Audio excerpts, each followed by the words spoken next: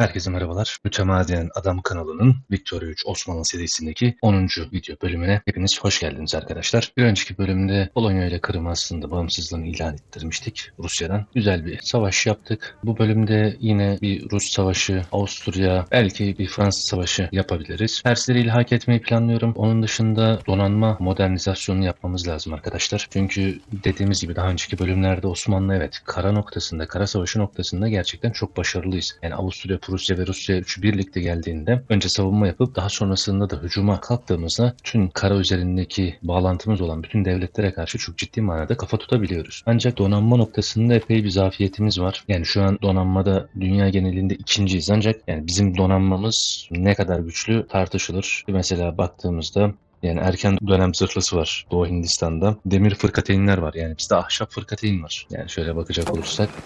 Bakın normal fırkateyn var. At gemisi var. Tamam demir fırkateynimiz var. Erken dönem zırhlımız da var ama genel olarak yeterli seviyede değil abi. Yani özellikle Osmanlı'da bizim için bu çok büyük bir handikap. Donanma gücümüzün de yeteri kadar iyi olması gerekiyor ki gerçekten Akdeniz'i yarın öbür gün Türkölü yapalım. Yani bu seride biz bunu yapabilir miyiz yapamaz mıyız? Bunu bize zaman gösterecek. Ama oyunu şöyle yavaş yavaş arkadan başlatalım. Deniz piyadeleri varmış. Şunu bir Kafkas ordusuna yollayalım. Kafkas ordusu. Aslanım koçum gel Erzurum'da ikamet et sen. Destek ordusu geliyor. Bizim Acemi destek ordumuz abi. Sadece Acemi birliklerden oluşuyor. Rumeli ordusu, Hassa ordusu, Karadağ ordusu. Seni de bir revize edelim. Diyelim ki Kuzey Afrika ordusu. Senin de bundan sonraki yerini Abluskarp olarak belirleyelim. Sen de gel bakalım buraya. Bunun dışında evet destek ordusu döndü. Pahalı mallarımız varmış. Pazar erişiminde problem varmış Sina'da. Hemen demir yolunu bir sübvanse edelim. Evet. Yetersiz gemi mürettebatımız varmış. Otonom seviyelerini düşüreceğiz. Bakalım ya. Yunanistan'ın otonom seviyesi ne alemde? Güzel 27. Ama önce Yunanistan'ın bir otonom seviyesini düşürelim. Yunanistan'ın otonom seviyesini düşürdükten sonra işte Kazakistan, Azerbaycan bunların da bir otonom seviyelerini düşürürüz. 26 pötünem veriyor. Bunu da hallederiz. Savaş devam ediyor. Gökdelenimizi yapıyoruz. İnşaatlarımız devam ediyor. Sanayileşme noktasında. Buradan bir hükümetimize bakalım. Yani hükümetimiz baktığımız zaman %100'de ama şu kanunlardan çıkartmak istediğimiz bir sürü yani en azından birkaç tane daha kanun var. Şöyle bir şey mi denesek acaba? Yerel yöneticileri bir gönderelim. Aydınları bir alalım. 43 fena değil. Abi şunu bir denemek istiyorum vicdan özgürlüğünü. Yani şu otokrasiden aslında şu teknokrasiye de geçebiliriz. Burada bize hazır bedavadan bir tane şirket veriyor. Bu da olabilir. Yani atanan bürokratlara da geçebiliriz. Vergilendirme kapasitesini %25 artacak. Aristokratların siyasi gücünü kırıp bürokratlara vereceğiz. Tabi bu da yarın öbür gün aydınların çok ön plana çıkması demek. Tebaada ırksal tecrit var. Bunu burada yapacağımız en fazla şey çok kültürlülük belki. Ama şu an tebaadan devam etsin. Biz burada bir vicdan özgürlüğü kanunu çıkartalım. Bunu birkaç kere denedik. Umarım bu sefer başarılı oluruz. Oyun yavaş yavaş devam etsin. Tabii bize bunun çıktısı illaki oldu. Otoritemiz düştü. Diplomatik puanımız düştü. Batı Avrupa'da ilginç bir olay. Bak sen şuna. Fransa Rusya'ya karşı. Bak sen. Belçika'nın 2 tane toprağı var. Güzel. 2 toprağını birden istiyor. Yetmiyor. Hamburg'u istiyor. İyi. Prusya şu an desteğimizi kabul ediyor. Peki. Zanzibar'a bir bakalım ya. 10 milyon gayri safi milli hasıla. 2,7 milyon nüfus. 47,3 okuryazarlık. Hayat standartları güzelmiş.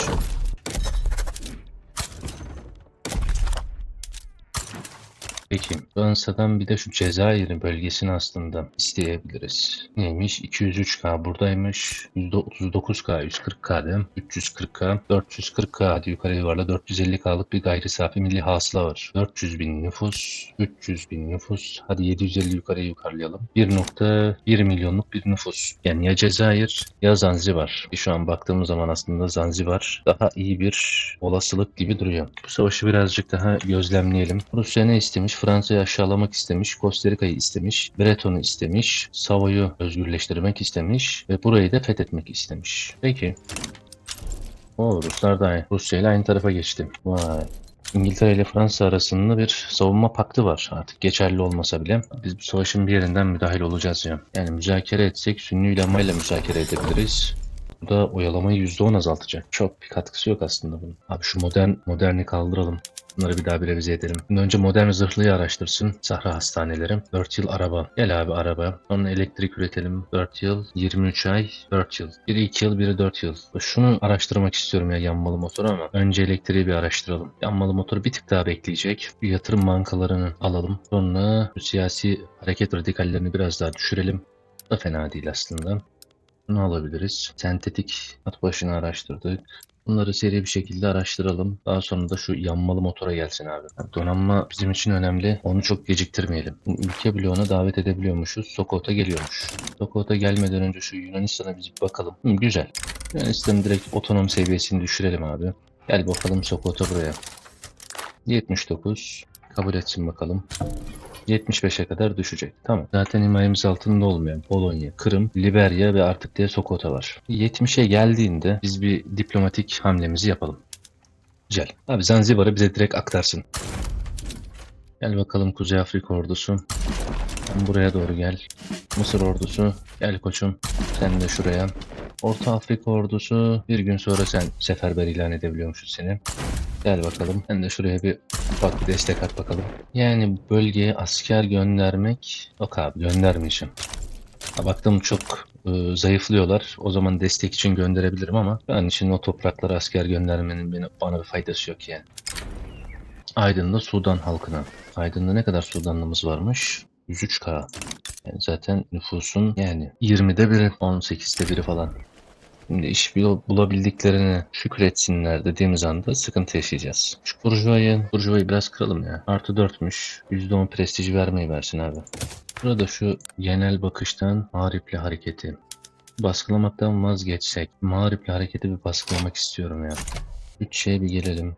Çaydan, şu kahveden bir tüketim vergisini azaltalım.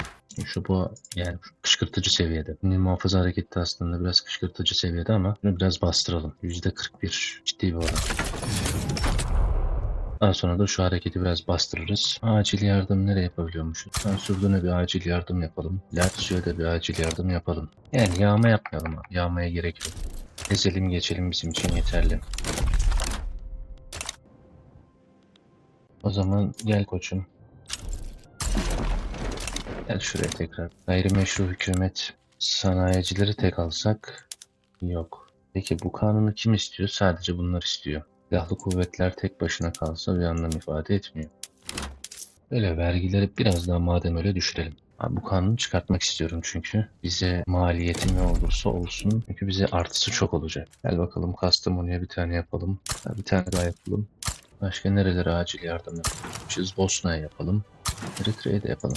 Ne alemde buradaki savaş? Yani güzel ya. Rusya buradan Fransızları Ruslarla birlikte kırsın. Şuradaki işimizi halledelim. Yani burada bunun bize pek bir karşı koyabileceği durum yok aslında ama biraz cephedeki birliklerimizin morali düşmüş. Ama problem yok. Evet abi. Adım adım tüm cepheleri ele geçiriyoruz. Güzel. Gökdelen geldi. Gökdelen'e bir bakalım. Neymiş? Bize 3 prestiji veriyormuş. Hüküm maliyetlerini de %25 düşürüyormuş. Kentleşmeyi de 20 veriyormuş. Artı 20. Güzel. Güzel. Rakipsiz dünyada ilk ve tek. Peki şimdi şunu mu yapsak acaba? Şu Bosna'dan da bir acil yardımı kaldırırsak diyeceğim. Yine Bosna'da acil yardım olsun. Nereye yapalım? Kosova'ya yapalım. 12 tane birimini buraya yetiştirmiş. O bizim için problem değil. Haydi aslanlarım, mücahitlerim.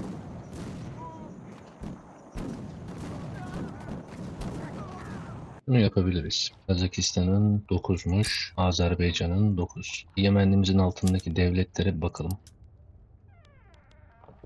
Ukland 4 milyon, 4 milyon hibe aday. Kazakistan 1,7 milyon, Azerbaycan 1,9. Yani burada Ukland'ı alabiliriz ve hibeyi alabiliriz.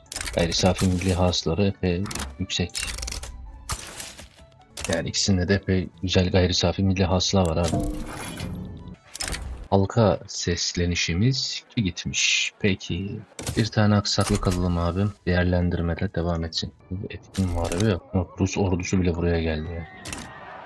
Neyse. Bizimle birlikte savaşın Ruslar. Gel bakalım koçum, sen de buraya. Güzel. Ne kadar? Bizim 3000 şehidimiz var. 8000 yaralımız var. Savaşın maliyeti bize 242k. Güzel abi. Biz buradan alacağımızı alacağız. Başka nerelere acil yardım yapabilirmişiz? Batı Sırbistan'a bir acil yardım yapalım. Şehrizor'a da bir acil yardım yapalım. Şimdi oyunu biraz daha arka tarafta ilerletelim. Kızıl Panik.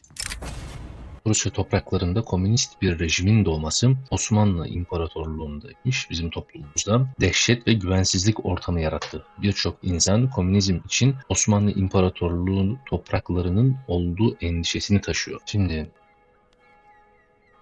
Osmanlı İmparatorluğu'nun üst tabakası sadık olabilir. Şuna bakalım nüfustan. Bizim üst tabakamız 577 bin kişi. Alt tabakamız 50 milyon kişi. Şimdi biz üst tabaka için bunu istesek sendikanın siyasi gücü 5'te 1 düşecek ve çıkar grubu 3 azalacak. Sendika zaten ötekileştirilmiş durumda. Yani bunun bize hiçbir zararı yok. Peki şuna bakalım. Şimdi %2 sadık 50 milyonda 1,2 milyon sadık. Hatta %2 pardon 1 milyon sadık. 1 milyon sadığımız olacak burada net. Ama ne olacak? Silahlı kuvvetler, Sünni ulema, sanayiciler, aydınlar, yerel yöneticiler, küçük burjuva ve kırsal kesim. 10 yıl boyunca ne olacak? Siyasi gücü kırılacak ve bunların siyasi gücünün kırılması da sendikaya yol açacak abi. Sendika ve kırsal kesim. Gerçi kırsal kesime de burada et vuruyor. Sanayiciler ve sendikalar. Bir yanlış görmedim. Doğru. Silahlı kuvvetlere vuruyor. Sünniye vuruyor, sanayiciye vuruyor, aydına vuruyor, yerel yöneticiye vuruyor, küçük burjuvaya vuruyor, kırsal kesime vuruyor. Abi bir tek sendikanın işine yarıyor. Yani 1 milyon sadık ve bunların tesir gücünün azalması ve eksi 3 mü? Yani mecbur bizi süreç buna itiyor. İşte tabaka sadık olsun abi ne yapalım. Bunların hepsini bu kadar daha mutsuz edemeyiz yani. Biraz fazla olur yani o. Abdullah da bir sırayla yapalım. Burada bize karşı koyabileceğini mi düşünüyorsun? Alien Fransa'sı. Ürümüzde petrol. Güzel. Elhamdülillah. Bunları da buradan kovmuş olduk. Trablusgarp'ta pazar erişimi. Öyle yapalım. Ne diyor Rusya gemisi? Osmanlı hapishaneleri tutuklanan komünistlerle dolup taşarken hükümetten bazıları bunların arasındaki yabancıların sınır dışı edilerek kiralık bir yük gemisiyle Prusya topraklarına gönderilmesini önerdi. Bunları göndersek 329 işçi Osmanlı Hayil'de Hannover'a gönderecek. Osmanlı Hayil'in %2'si sadık olacak. Zaten burada bir lokma Şii var. Bedeviler, ağırlıklı Bedevi var. Gidin bari.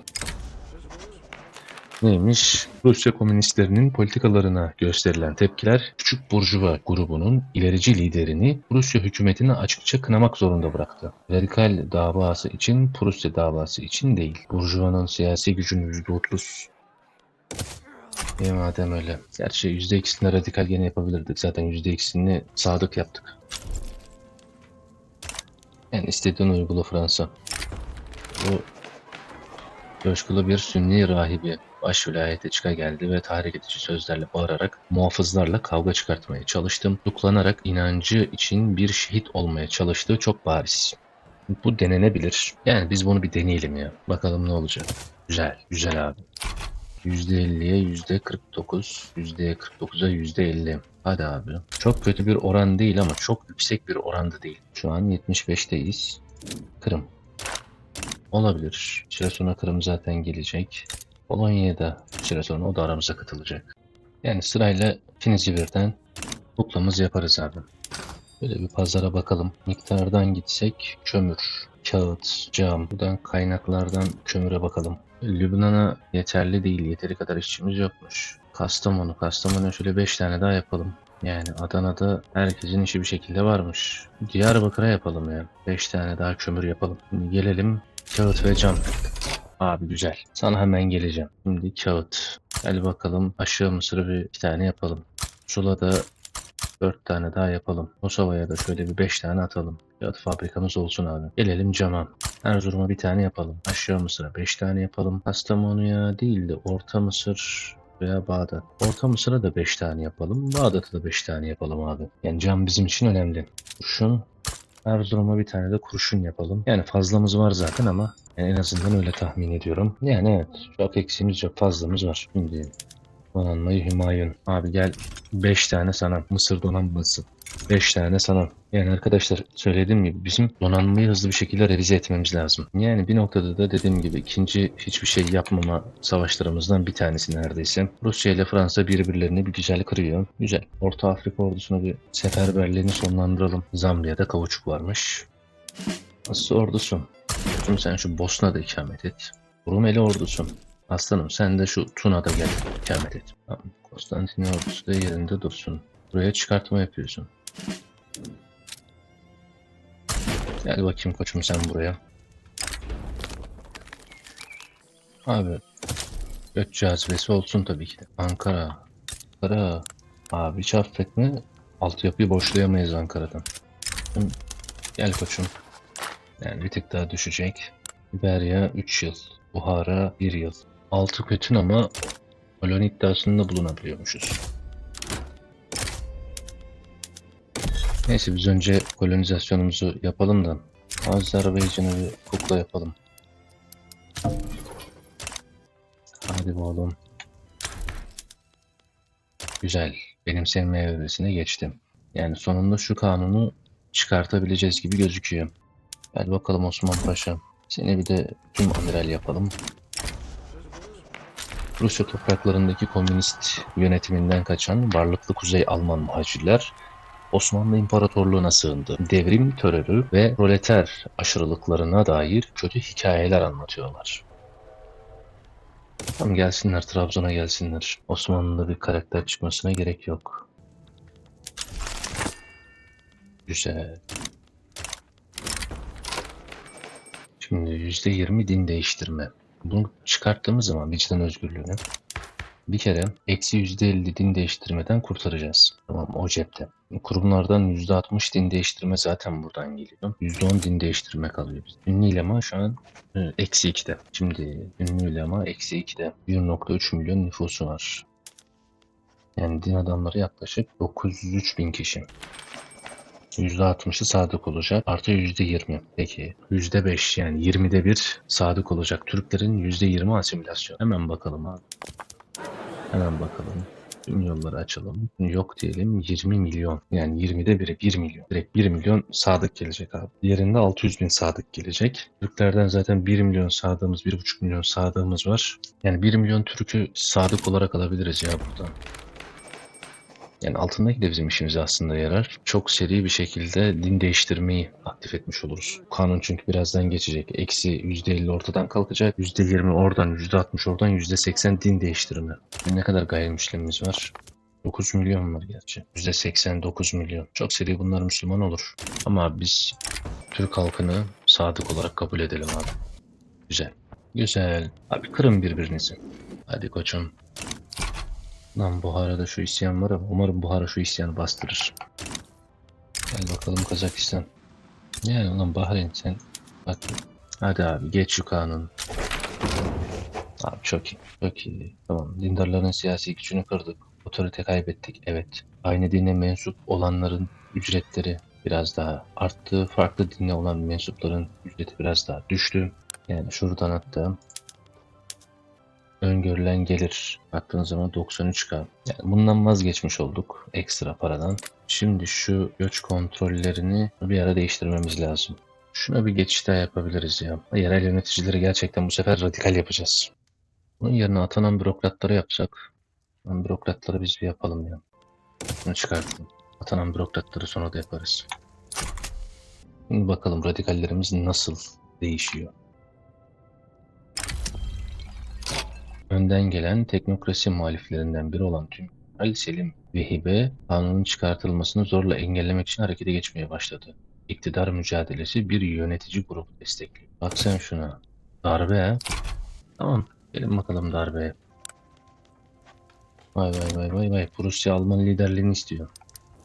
Sevgili Prusya Alman liderliği için zamansal noktada biraz hata yapmadım mı ya? Şu Fransa Savaşı'nı bitirelim ondan sonra girseydin ya koçum şuraya. Sen Macaristan'ı özgürleştir diyebiliyormuşum. Neyse biraz daha devam edelim. Ben aslında Avusturya'nın gücünü kırmak istiyorum. Buna diyelim Macaristan'ı özgürleştir diyebiliriz. Sonra da Macaristan'a biz bir operasyon çekebiliriz. Özgür kaldıktan sonra kafasına vurmak bir tık daha kolay olabilir. Zaten baktığımızda bizim burada elçilik bloğumuz var. Elçilik binamız var. Bozumuz fena değil. Yani koçum bunun bize sağlayacağı kötü nam var mı? Aslında hiç yok. Abi biz bu savaşa da bir dahil olalım ya. Macaristan'ı bir özgürleştirsin aslan parçası. Biraz iç işlerine çomak sokalım. Gel bakalım Bosna cephesine sen. Asya ordusu gel bakalım sen de buraya. Anadolu ordusu gel bakalım buraya sen. Kafkas ordusu. Koçum sen şu cepheye bir gel. Bu savaşı şurada bitirelim ya. Destek ordusu dursun. Kuzey Afrika ordusu. Gel bakalım koçum sen de buraya. Mısır ordusu burada kalmaya devam edebilir. Destek ordusu bekleyebilir. Konstantiniye ordusu da bekleyebilir. Abi neyin karanlık cinayeti ya. Ay Allah. %5 bürokrasi, %5 meşruluk, 10 otorite kaybı. Zaten 29 yani. Bunu kaybettiğimiz anda ne yapalım darbe ilerlesin. Keyfe keder bir şey değil ama. Abi biz kendi cephemizde çok ciddi manada bir şey yapmayacağız. Cephe savunmamızı yapacağız. İkmal tüketimini biraz fazla yapabilirsin. Biz şurada Sokoto'yu bir destekleyelim. Koçum sen şuraya. Burada donanmalarımız yavaş yavaş bitiyor. Donanmalar bittikten sonra şu eski gemileri bir kaldıralım. Abi şu tüm birimleri bir yükseltelim. Konstantiniye gel bakalım şuraya. Cephe savunmanı yap. Destek ordusu. Gel bakalım koçum sen de buradan cephesine. Cephe savunmamızı yapalım. Kafkas ordusu. Koçum. Şuraya bir yürü bakalım. Kafkas ordusu senin şu an burada başka bir işin kalmadı koçum. Şimdi şunu yapıyoruz. Oradan çıkıyorsun. Geliyorsun şu Boğdan cephesine. Küçük Burjuva. Ah küçük Burjuva. Yani şurada abi olayın komedisine bakar mısın ya? Buhara şuradaki radikalcilere, sosyalist isyanına mağlup oluyor. Mutlakiyetçi hareket. Gerçekten iyi.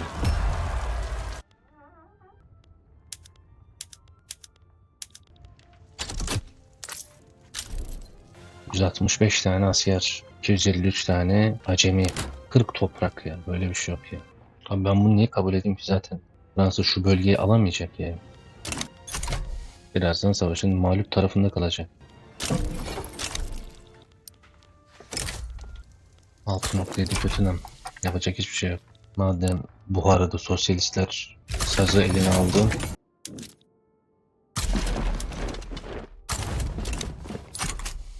Şuraya bakalım. O, Avusturya zaten kırılmış. Abi üçünüz de hata geçin bakalım. Burada ne alemdeyiz? Yani Kazaklar tabi dayanamamış. Bizimkiler saldırıyor. Muharebelere bakalım. Bir taneyi kazanmışız, bir taneyi kaybetmişiz. Neyse. Bu üçü de cephe savunmasını yapsın abi. Biz buradan buraya bir yaralım. Evet abi. Şimdi bizim 3000 tane şehidimiz oldu. 10.000 tane yaralımız oldu. Ve yaklaşık 300K'lık bir savaş maliyetimiz oldu. Bedavaya neredeyse Zanzibar'ı aldık. Fransa biraz güzel para harcadı. Tabi biraz da Prusya kırıldı. Bizim için iyi oldu. Allah bereket versin. Şimdi gel bakalım. Bokota'nın olduğu yere şu savaşı bitirelim şuradaki. Orgun'un orası bitecek zaten birazdan. Güzel. Denizciler karada kalıyormuş. Neyse Kars'ta bu olay. Ay ay. Gel koçum sana ticari imtiyaz verelim. Polonya kaçtı. Neyse. Bu kadar da kolay elimizden kaçamaz. Güzel. Modern hasta bakımı. Evet, şuraya doğru gel bakalım aslan. Şöyle bir önce kalkınmaya bir gidelim. Ticari odaklı olsun abi. Komple buharlı vinçi sen geç. Gel abi sen de buraya. Afyon. Otomatik sulama yapın abi Afyon. Çayda da otomatik sulama yapın. Tütün tekte de yapabiliyormuşuz yapalım. Kauçuk. Kauçukta da yapabiliyormuşuz. Az kaldı hepsini halledeceğiz. Geleneksele çekelim abi.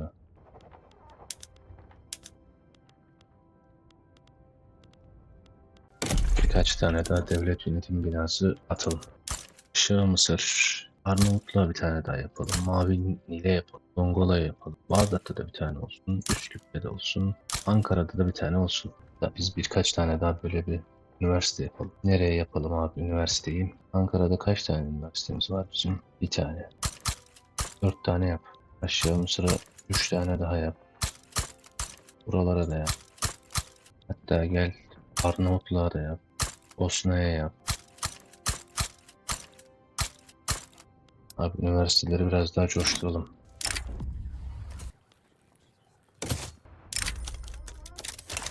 Sevgili Polonya, senin kafana vuracağız.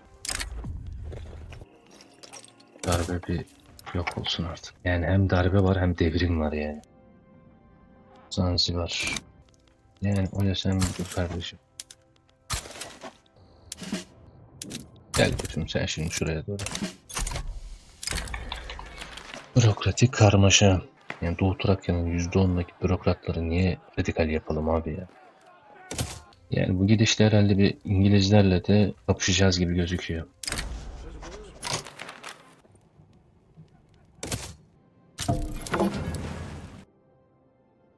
Yani der demez ittifak anlaşmasından çekildiler. Şimdi şöyle bir şey yapalım. Gel koçum. Buraya bir müdahale edelim artık. Mısır donanması. Sen de gel aslanım.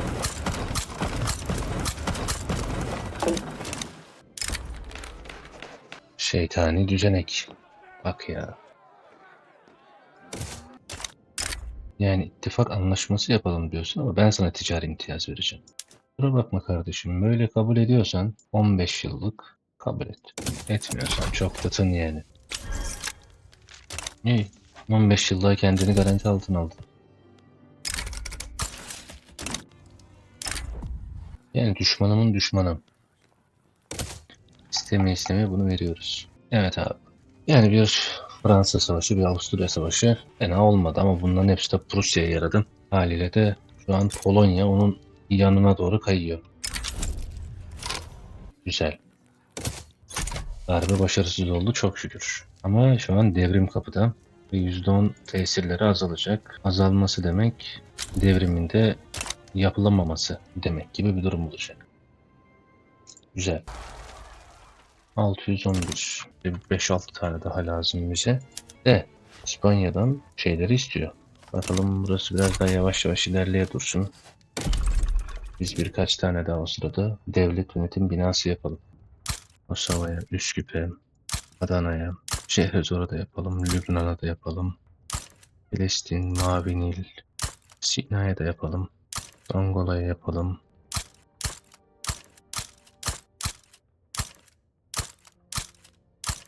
Yani oraya da şöyle 2 tane yapalım ya. Ticaret merkezi.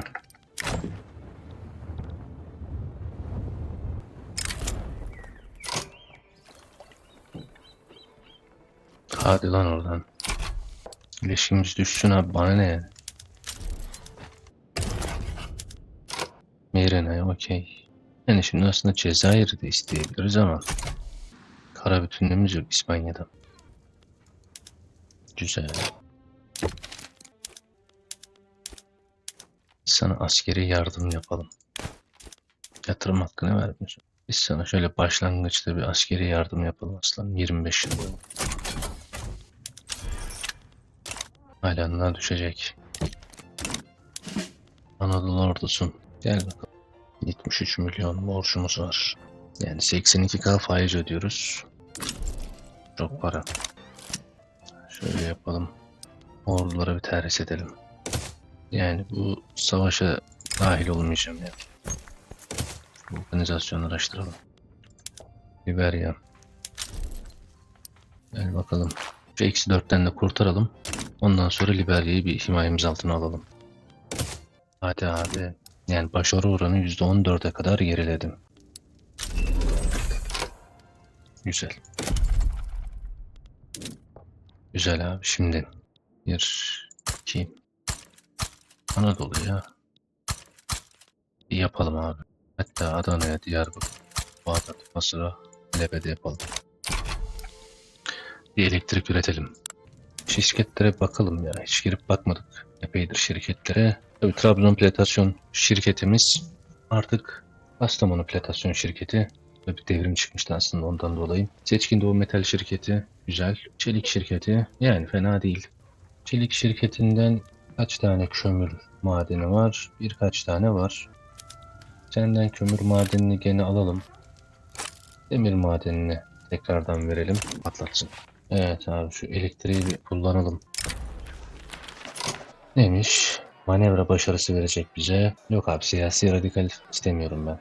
Üst tabaka radikal olabilir. Polonya işte 3 tane savaştan dolayı bütün namımız arttı, bir türlü indiremedik. Polonya'yı himayemiz altına alamadık. Ama %70'e gelmişiz. Liberya'yı bir egemenlik altına alalım. Evet, bakalım. Kent merkezi. Çok elektrik lazım buraya. Buraya nereden baksan 10 tane elektrik lazım. Yani 10 tane yapmış olalım. Hüdavendigar'dan bakalım. Hüdavendigar'a da bir tane daha yapabiliriz ama böyle Aydın'a bakalım. Aydın'a 2 tane daha lazım. Konya. Konya'ya bir tane yetiyor. Buraya da bir 5 yani 6, 7 tanesi 25 getiriyor zaten. Trabzon'a 2 tane daha yapalım. Erzurum. Erzurum'a bir tane yapalım. Erzurum bir elektrik üretimine geçsin.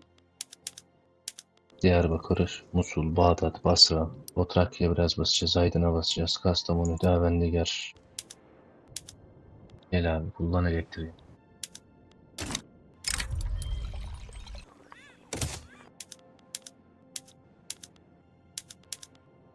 Ve Balkanlara da hızlı bir şekilde yapalım. Elektrik önemli abi. Yani bu kanun geçse artık bir şirketten bir tane elektrik şirketi kurarız abi.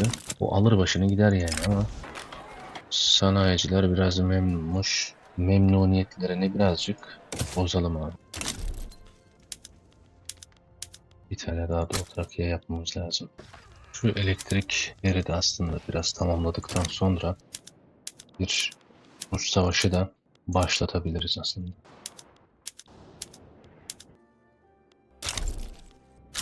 Evet, evet. Güzel. Güzel abi. Ben başka bir şey bekliyordum. Daha iyi bir şey geldi. Gerçi demiryolu şirketi böyle yapalım. Uygun diyelim. Cam şirketi kurabiliyormuşuz. Evet. Böyle bir bakalım. Oğlum bizim dokuma atölyelerimizin hiçbiri 5. seviye değil mi? Evet. 11 tane bastık buraya. Yani kurabileceğimiz elektrikle alakalı tek şirket bu. Ticaret kapasitesini arttırıyormuş, demiryolu üretim hacmini arttırıyormuş. Güzel. Yani aslında araç için de fabrika kurabiliriz.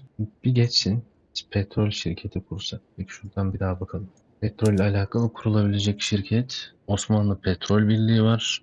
%10 göç cazibesi veriyormuş ve bu var. Abi biz bunu kuralım. Elektrikle de ilişkisi var. Bu şirket iyidir. Da şöyle yapalım. Bu şirkete bir gelelim. Elektrik sanayi hakkını da biz buna, petrolde de aslında petrolde tekel hakkını da verebiliriz buna. Böyle yapalım. Elektrikte biz buna sanayi hakkını verelim. Bu devrimle bir bitse de bunu baskılamaktan vazgeçsek. Başka baskıladığımız bir şey var mı?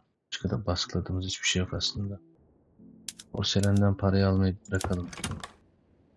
Koçum sen petrolde tekel ol. Bir yerde daha değişik bir savaş oluyor. Birinci savaş şu. Neymiş? İspanya bölgesinde bir isyan var. Radikal isyanı ve bunu İskandinavya, Küba, Müba, burada da Portekiz destekliyor. Burada ne var? Toskana'yı Avusturya destekliyor, Luka destekliyor, İki Sicilya'yı da ne? Ruslar destekliyor. Peki biz bu savaşa dahil olabilir miyiz? Hiçbirini kabul etmiyor.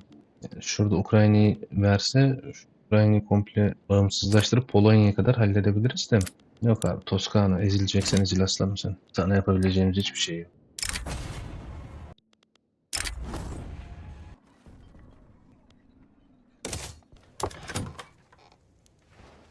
Güzel. Epey bir kar elde etsin. O sırada şunu da tekrardan yapalım. Abi hepsinde şu Sahra hastanelerini bir aktif edelim. Şimdi gelelim donanmaya. Donanmayı Hümayun. Gel bakalım buraya. Sen de gel bakalım. Sen de gel bakalım şuraya. Tabii o sırada biz yine şuradan gemilerimizi yapmaya devam edelim. Böyle bir 5 tane daha yapalım. Mısır donanmasına da 5 tane daha atalım. Hadi koçum, şu kanun geçeceksen geç.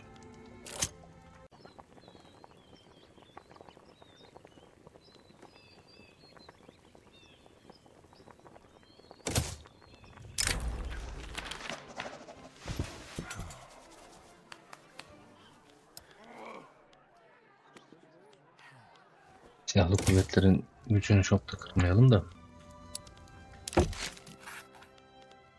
Gel madem öyle, seninle bir anlaşma yapalım. Ben sana bunları satayım. Sen bana mobil adam basıyor. İşte tahıl göndermeyi ne diyor?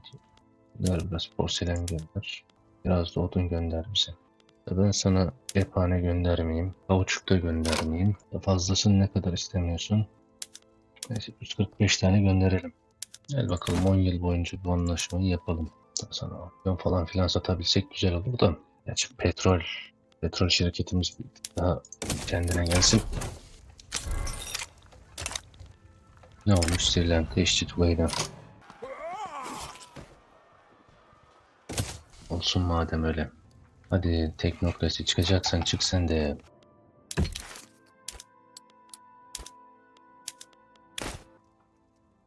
Hadi bakalım Macaristan.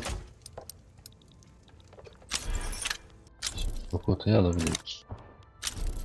Sokota'dan önce Kırım 4. yılında Mekran. Gel bakalım Mekran, önce seni alalım. 56-82'ye kadar bir çıksın. Mısır ordusu bölgeye intikal et aslanım. Gel bakalım Orta Afrika ordusu Yemen cephesine. Zanzibar. Gel bakalım kuklamız ol artık. Gayri safi hasılan biraz düşmüş. Ama hiç problem değil koçum. Yani biraz fazla borcumuz var ama neyse, bunu 5 yıllık anlaşma. Sırf şu siyasi lobi artsın diye, şu devrim düşsün diye bunu kabul ediyorum. Yoksa hiç kabul etmek niyet gibi bir niyetim yok yani. Hadi şu da gelsin 3 haftaya.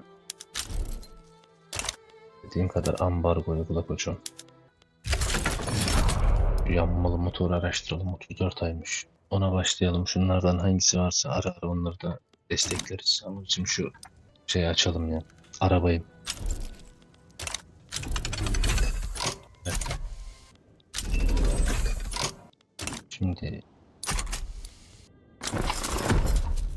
abi bir kere şu kauçuğu artık kullanmaya başlayalım. Gel abi. Dokuma alet. Otomatik şişe yapma makineleri konveyör yolu açılıyormuş. Zaten dokumayı yaptık. Aleti de yaptık. Sonunda. Şimdi bir de şunu yapalım abi. Sana gel 5 tane. Sana gel 5 tane yap. Buraya da 5 tane daha yapalım. Yani %10 bürokrasiye ihtiyacımız yok. Siyasi sadıklar belki.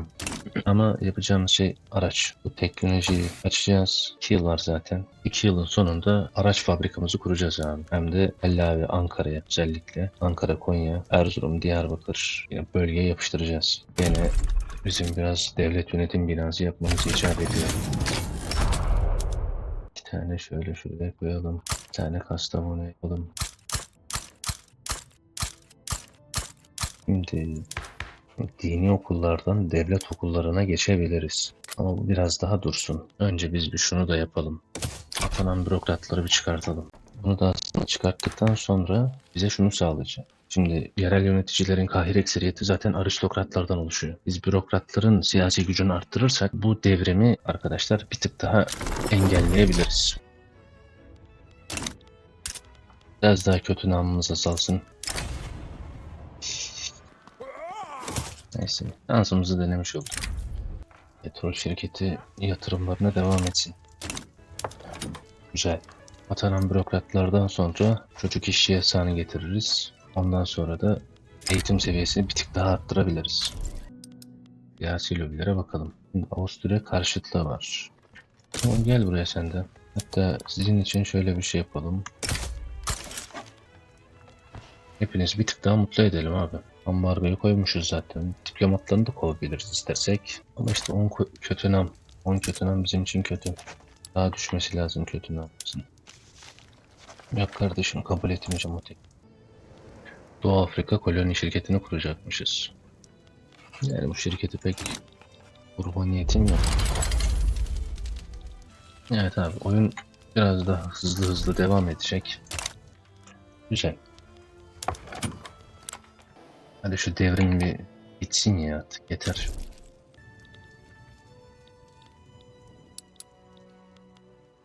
Ben birinden kurtardı, öteki geldiğim ya. Dur şimdi, hazır fırsattan istifade.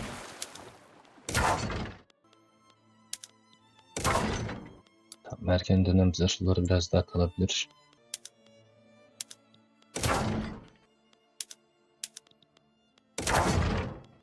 Üç tane daha demir fırkateyn gelsin.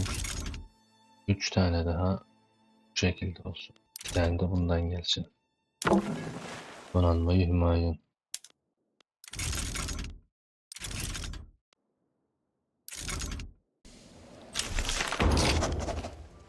Çok iyi. Çocuk işçi. Bu sendikacı istiyor. Sanayici sendikacı istiyor. Şimdi seni şöyle bir gönderelim Aydın'a. Sendikacıları şöyle bir alalım. Tamam, şunu bir çıkartalım. Kaç tane? 65'ten epey lazım.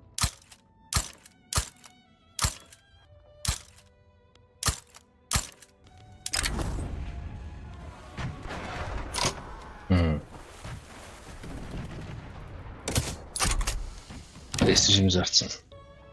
Tamam, meşruluk tamam, biraz problem. Evet. Ama düzelteceğiz. Abi çok iyi ya. Yani yeni oluşturduğumuz şirketin hızlı bir şekilde kar etmesi gerçekten iyi. Buna petrolde tekel olma yetkisini verdiğimiz için süreci bir tık daha iyi ilerliyor. Hay bak sen. Tabii abi. Ben sana yatırım hakkını tanımayacağım ki. Hmm. Elektrik santralleri.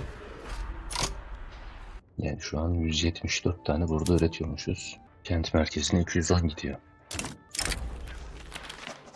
Buhar türbinine baksak. Evet abi, buhar türbinini araştırsın ya. Ya hazır buraya gelmişken şunları da bir hop, gel yanmalı motor. Sen. Güzel. Macaristan devleti haliyeye katılmak istiyor. Gel aslanım benim. Güzel. 5 yıl kal. 5 yıl sonra seni de himayemiz altına alalım. Teknolojiden bunları ekledik. Artık ileri taktiğe geçelim. Nüfusumuzu bir arttıralım. Sen de gel. Sosyal güvenlik kurumları. Tamam, şimdilik bu şekilde olsun. Haftalık buluşumuz 147'ymiş. Teknoloji yayılımı da 67. Güzel. Yani Mısır ordusu, gel koçum şuraya bir hızlı bir şekilde müdahil olup şu isyanı bastıralım. Kızıl devrim, sarı manşet. Yerel yöneticilerin %2'si. Yani genellikle aristokratlar burada ne kadarmış? %5. Burada %24'müş. Yani aristokratlar var. Bürokratlar değil de din adamlarının bir kısmı var. Ve çiftçilerden aslında bir kısım var. Yani buranın %50'si üst tabaka. 100K burada adam var. Din adamlarının %5'i, 50 bin de burada var. 150 bin. Çiftçilerin %25'i, yani 750 bin, 800 bin gibi bir rakam da burada var. Etti bize 950 bin. 950 bin kişilik ortalama yerel yöneticimiz var. %2'si sadık olsun. Şu çocuk işçi yasağını da kaldıralım. Sonra eğitimi biraz daha arttıralım. Şimdi arkadaşlar biraz daha şu kötü namlılığımızın azalmasını bekliyorum ki şu Persleri ilhak edelim. Yani ya da belki duruma bağlı olarak Rusya'dan Ukrayna'yı da çıkartabiliriz. Ukrayna'yı çıkartırsak Ukrayna üzerinden Polonya'yı da yine kendi hegemonyamızın altına tekrardan alabiliriz. Cezalandıralım. Avusturya 14 kötü namasını abi. Hasta ordusu. Gel bakalım. Buradaki bir isyanı bastıralım. Şöyle bir bakalım. Yani alette dünyada ikinciymişiz. Ömürde dünyada ikinciyiz. 3. Çelikte ikinciymişiz. Bir dakika. Britanya'da bir savaş var. İsyan. Güzel. Güzel abi. Büyük Britanya bir karışsın. Hatta mümkünse şu isyan bir başarılı olsun yani. Kömür, kıyafet, kağıt, %54. Motorlu araçlar. Gel bakalım buraya, motorlu araçlar. Kazanca göre sıralayalım seni. Şimdi iş arayanlara bakalım. Erzurum, Aşağı Mısır. Aşağı Mısır'a şöyle 5 tane yapalım ya. Güzel. Konya'ya da 5 tane yapalım. Trabzon'a bir tane daha yapalım. Kastamonu'ya, yani Doğu Trakya'ya çok yapma niyetim yoktu ama Kastamonu'ya şöyle 4 tane daha yapalım. Yine cama ihtiyacımız var. Kağıt, kıyafet. Önce cam yapalım biraz daha. 2 tane daha Trabzon'a yapalım. Mısır'a bir tane daha yapalım. Kastamonu'yu beşleyelim. Sina'yı beşleyelim. Hüdavendigar'ı beşleyelim. Yani aralara biraz daha kağıt. Filistin'e bir yapalım abi. Filistin'de kağıt fabrikamız olsun. Trabzon'a da 5 tane yapalım. Ve Kastamonu'ya da 5 tane yapalım. Gel bakalım kıyafet. Trabzon, Kastamonu, Halep, Erzurum. Hemen Erzurum'a 2 tane daha demiryolu yapalım abi. Hiç demiryolu yapmadığımız yerlerimiz nereler acaba? Şöyle bir hızlı bakalım. Ürümüzü yapmamışız. Yapalım abi. Vilayeti birleşmiş olan var mı yapmamız? Vodafone'a yapmamışız. Yani %5 artın bakalım. Birleştirmeye başladığımız neresi varsa abi hepsine birer tane de olsa demiryolu yapalım. Demiryolundan para kazanacağımız yerler. Kastamonu'ya bir tane daha yapalım. Aydın'a da yapalım. Aydın'da 5 olsun. Hüdavendigar'a da bir tane yapalım. Trakya'ya 5 tane daha yapalım abi. Madem kazandırıyor, sağlam kazandırsın. Kurbansı ediyoruz. Öyle yapalım hatta. Erzurum'a yaptığımız şu demir yollarını bir yukarıya alalım. Evet abi. Başımız şehit olmuş. Gel bakalım sanayici. 14 hafta. Tabii şu an istikrarsız hükümete sahip olduğumuz için radikallerimiz artıyor, sadıklarımız düşüyor ama problem değil. Bunu da çözeceğiz. Yani tabii Büyük Britanya şu an 2 ayrı parçaya bölündüğü için zirveye çıktık. Yani hayat standartında çok iyi bir noktada değiliz tabii ki. Nüfusta şu an 5. sıradayız. Gayri safi milli hasılada zirveye çıktık dediğim gibi. Britanya şu an 2 ayrı parçaya bölündü. İç savaşla mücadele ediyor. Muhtemelen birazdan bitecek. O yüzden gayri safi milli hasılası da bak gördün mü? 16 milyon. Gerçi çok da büyük bir farkı yok. Gayri safi milli hasılada yakındır. Britanya'yı geçeceğiz. Görünmez ağlayış. Yani küçük burjuvayı kırmaya gerek yok. Yine güzel sanatlar yapabiliriz. Birkaç tane binada toplumumuzun ihtiyacı varmış. Güzel Sanatlar Akademisi 8 tane üretiyor. Ankara'ya 5 tane yapalım. Mustafa'ya da 5 tane yapalım. Hatta Konya'ya da 5 tane yapalım. Bir 5'li de Halep'e yapalım. İyi hadi ver bakalım rüşvetini. Güzel. Sonunda istediğimiz ve aradığımız şey oldu. Otomotiv. Şimdi Ankara'ya bir 5 tane yapalım direkt. Sonra bunu bir tepeye alalım. Önce bu 5'li olsun abi. Sonra araç şirketlerine bakarız. Osmanlı sanayiciler komşu Sırp sanayisine yatırım yapmak istiyormuş. Yapın bakalım yatırımı. 2 yıla bunlar bitiyor. Güzel. İstediğin kadar zarar ver aslanım. Sülfür olarak ne kadar çıkartıyoruz abi biz sülfür? 6K sülfür çıkartıyoruz. Yani yöntemi çok geliştirmeye gerek yok. Şimdi hepsini bir buna çevirelim. Otomatik sulama. Sen de biraz bekle. Tamamdır, şimdi kamu otobüslerine geçeceğiz. Ama öncesinde şimdi elektrikli testere fabrikaları. Oo, abi biz bunu yapalım. Yani petrollü bir zirveye zaten çılgın gibi üretiyoruz. Kauçuk petrol lokomotif. Yani Venezuela sana ticari imtiyazı hadi versem, sadece ticari imtiyaz vermeyeyim ben sana. Ya bir de bağımsızlığına garantör olayım senin. Ülkelçilik bloğumuza gel bakalım. Abi güzel. Yani 4 şirketi şurada görmek güzel. Güzel. Hadi bakalım. Üretim yöntemi hemen şuradan kentten bakalım. Daha fazla çelik. Dünyada ikinciyiz. Yani dışarıdan çelik almayalım kardeşim. Şuradan biraz zarar etmeyelim.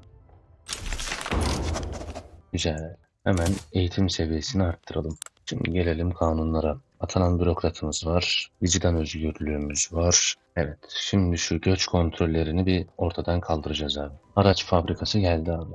Hemen şirketlere gelelim.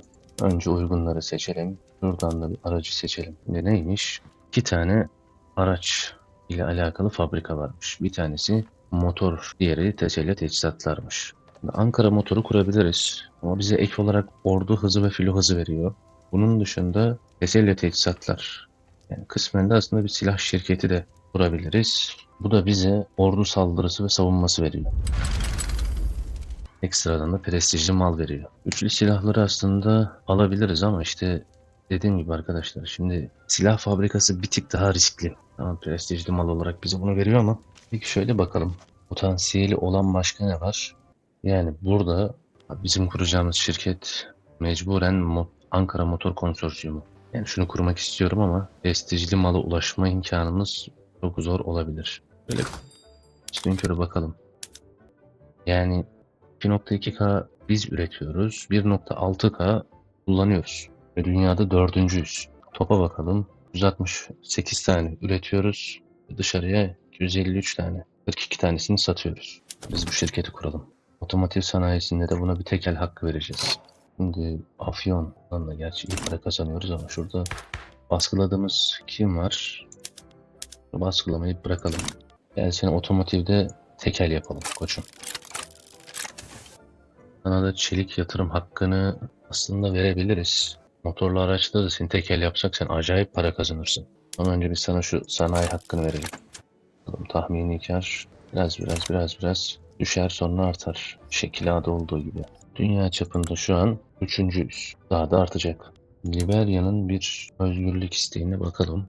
Liberya'ya bir kuklamız yapalım ya. Sokoto 1, Macaristan 2, Kırım'ı mayımız altına alalım. O sırada şöyle bir şey aslında yapalım mı? Şimdi ülkeyi özgürleştir desek, Ukrayna'yı istesek, Harkiv Odessa şu bölgeye. Yani Polonya'ya kadar gidiyoruz. Hocam sen Ukrayna'yı özgürleştir bakalım. Yani Meksika, Sicilya, Avusturya katılır mı? Rusya'nın maçası yer mi? Ama bir şu Ruslardan toprakları bir özgürleştire gidelim. Ne istiyor? Afganistan istiyor. Akmola istiyor. Mekran, Hicaz, Laiç. O güzel. Talepleri çok ya paşamızın. Şimdi Afgas ordusu. Gel bakalım sen buraya. Anadolu ordusu. Gel bakalım buraya. Rumeli ordusu. Gel bakalım koçum sen de bu odana. Yani araç aslında verebiliriz. Ama şu an zaten böyle bir bakalım. Evet, arabada kıtlık yaşıyoruz. Yani bizim bu şirketin biraz yatırım yapması lazım. Ne diyor? Ankara'ya yapıyormuş. 4 tane daha Ankara'ya yapıyor. Hatta 5, 6, 7, hey maşallah. Güzel. Güzel yapsın. Sağlam yatırımını yapsın. Kafkas ordusu. Herkes bir önce cephe savunmasını bir dursun bakalım. Rumeli ordusu cephe savunmasını yapıyor. Bakalım Ruslar yanına kimi alacak? Meksika. Geç kardeşim. Biz bir Rusları aşağılayalım. Şu Baltık yönetimini aslında bağımsızlaştırabiliriz. Yani Belarus. Buraya gelelim. Bu Yakutya kaç toprakmış? 2. Uzak Doğu epey toprakmış. Şimdi şundan bir Belarus'a da bir bağımsızlaştıralım. Şu bölgeyi tamamen bir koparalım. Baltık yönetimini de bağımsızlaştıralım. Sonra gelelim şuraya. Abi önce gel bakalım Çerkezce'yi bir bağımsızlaştıralım. Sonra Çeçenistan'ı da aslında bağımsızlaştırabiliriz. Çeçenistan'ı da bağımsızlaştıralım. Şimdi Kuzey Afrika ordusu. Gel bakalım buraya. Konstantiniye ordusu. Gel bakalım koçum sen de buraya.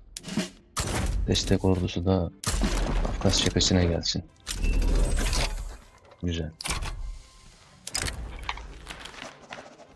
Siyasi sadıklar 2 yıl boyunca %25 artıyormuş. Artsın abi.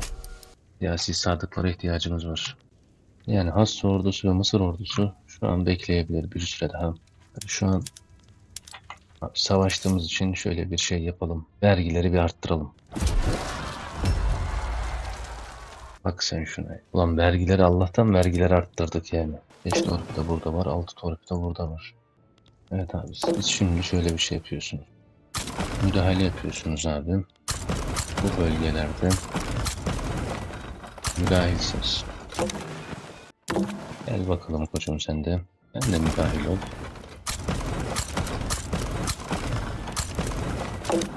...20 manevramız var.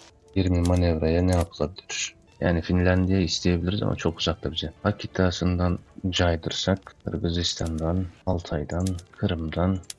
Ama şimdilik bu kadar yeterli olur. Güzel. Aristokratların mı, kapitalistlerin mi? Şu silahlı kuvvetleri biraz daha arttıralım. Gel bakalım Mısır ordusu sende. Asya ordusu. Cephe savunması yapıyoruz abi. Mısır ordusu. Sen de cephe savunmanı yap. Şimdi Kuzey Afrika ordusuyla Kafkas ordusu cephe ilerlemesini yapsınlar abi. Baksana şuna. Alman liderliği için sağlam kapışmaya devam. Güzel, zamanlamamız iyi olmuş.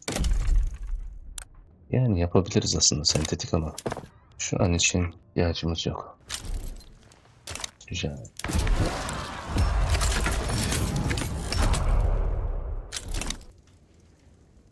Abi güzel. Şirket sağlam yatırım yapıyor. Yani bu cepheye yükleniyormuş. Yüklensin. Hadi bakalım. Acemi destek ordumuz. Çağır bakalım bütün acemilerini. Kağıt fabrikaları biraz olsun. Sonra bir şey yapalım arkadaşlar. İnşaatları bir tık durduralım. Çünkü alttan biraz fazla para alıyoruz. Bunu düşürelim ki şu devrim artık kalksın ortadan. Baksana şuna abi. 4'e 10, hatta 5'e 15'ti. Şu an iyi kırıyoruz Rusları burada. Burada şöyle bir şey yapalım. Cephe ilerlemesini yapın aslanlar. Rumeli ordusunun paşası. Evet, bu savaşı seri bir şekilde bitirelim. Bir haftada olsun. Biz inşaatları durduralım. Vergileri bir tık düşürelim. Bizden şu an 30.000 şehidimiz var. Onlardan 100.000. Tabi biz savaşa para harcıyoruz abi.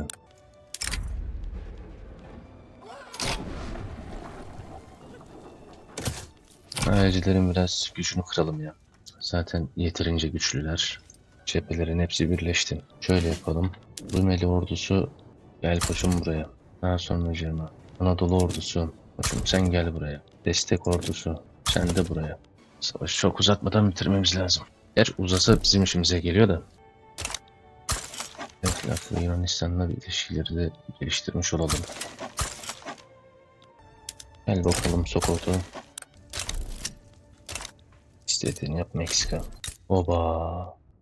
Abi bu güzel haber. Yani Büyük Britanya'nın ekonomik gücünün kırıldığı haberi. Gel bakalım Sint Efendi. Güzel güzel. Yani Hindistan bizimle abi rekabeti ilan edebilir. Hiç problem değil. Peki. Yani yerel yöneticileri biraz mutlu edebiliriz. Ama 1,5 milyon, 1,2 milyon insan var. 1,2 milyon insanı radikal etmeyelim hemen. Allah bereket versin. Şu an ülkemizde 10 milyon radikal var. Gel bakalım 5 yıl boyunca seninle bu paktı yapalım. Güzel. Şimdi çok seri bu savaşı bitirelim. Ondan sonra da Pers İmparatorluğunu bir ilhak edelim abi. Siyasi radikaller biraz kırılsın abi. Hemen şirketimize bir yatırım hakkı verelim. Petrol şirketine de bir yatırım hakkı verelim. Abi 1, 2 şu an Hindistan kurulduğu için zarar ettik buradan. Çelik fabrikası, motorlu araçlar ve petrol şirketi. Güzel. Oo güzel güzel güzel. Güzel. Buhara'yı da bir da yapalım. Oğlum neyi bekliyorsun lan sen?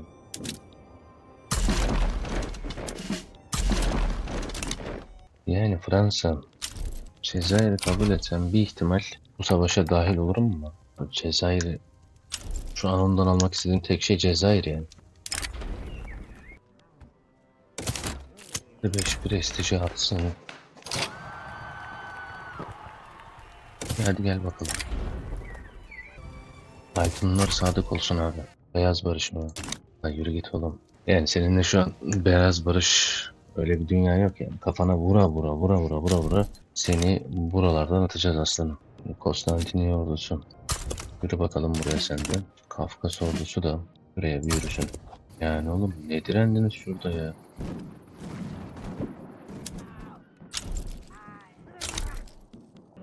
Ulan Mısır ordusu. Ulan Mısır ordusu. Ha gayret. Her türlü bu salgın gelecek. 10 yıl boyunca. Neyse yapacak hiçbir şey yok buna.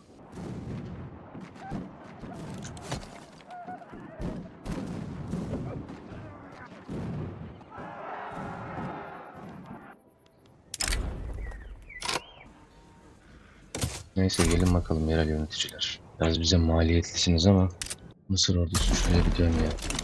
Gel buraya koçum. Aydın'a da sıçradı.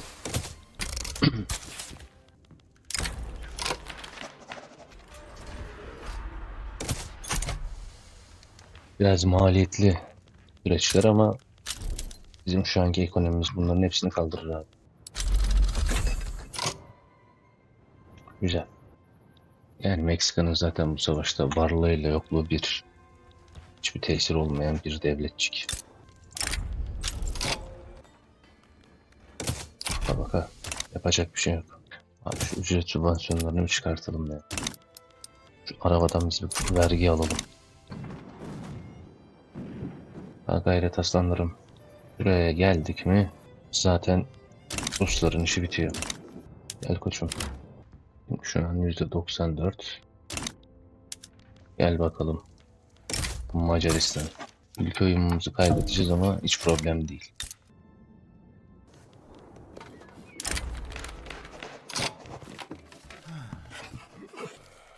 İşveren yanlısı. Sanayicilerin siyasi gücünü arttıracağız. Böyle bir şey yok ya. Yok abi kusura bakma sanayiciler. Zaten şu an güçlüsünüz. Daha da güçlü olmanıza ihtiyacımız yok. Gel bakalım. Yeni kukla. Güzel. Burada teknolojiden telefonu bir araştıralım. Ama şu dizel motorları bir araştıralım. Denizaltı çıkartma gemisi.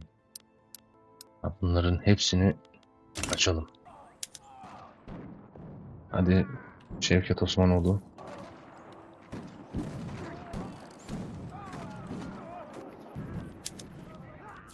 Hı? Abdülhamit Eczacıbaşı. Hadi bakalım. Burayı düşürdüğümüz anda Ruslar bu savaşta artık çekilmek durumunda, pes etmek durumunda kalacak. Güzel. Yani şu an gayri safi milli hasılada dünyanın birincisi olduk. Ama yine de bu yeterli değil. Şekil aslanım çok tatlı ya. Sena kültürü. Oldu. Topraklarımızda afyon bağımlısı olan insanların olması kötü. Gel bakalım buraya koçum. Hadi bakalım Bahri Çiftçi. Güzel. Burada da Abdülhamit Eczacıbaşı. Güle güle aslanım. Güzel.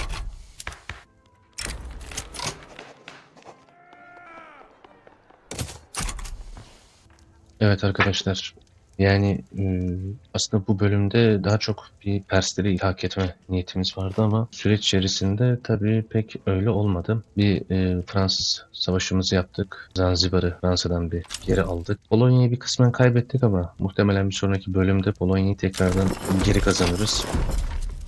Sonra Avusturya ile bir savaş yaptık. Bu savaş doğrultusunda Macarları bağımsızlığına ulaştırdık ve Macarları aslında hegemonyamız altına aldık. Şimdi Ukrayna'yı, Belarus'un ve Birleşik Baltık vilayetlerini aslında bağımsızlığına kavuşturduk. Aynı zamanda Çerkeziyye'den ve Çeçenistan'da bağımsızlığına kavuşturduk. Ne oldu bu savaşta? Tabii bize ciddi bir maliyet oldu bu savaşın ama almak istediğimiz şeylerin çoğunu bu sefer biraz daha fazlasını diyeyim aldık. Videoyu burada bitireceğim. Bir sonraki videoda muhtemelen bu sefer Persleri ilhak ederek başlarız. Ukrayna'yı, Belarus'u himayemiz altına, hegemonyamız altına almak için sürece devam ederiz. Buraya kadar izlediğiniz için herkese çok teşekkür ediyorum. Bir sonraki videoda görüşmek üzere.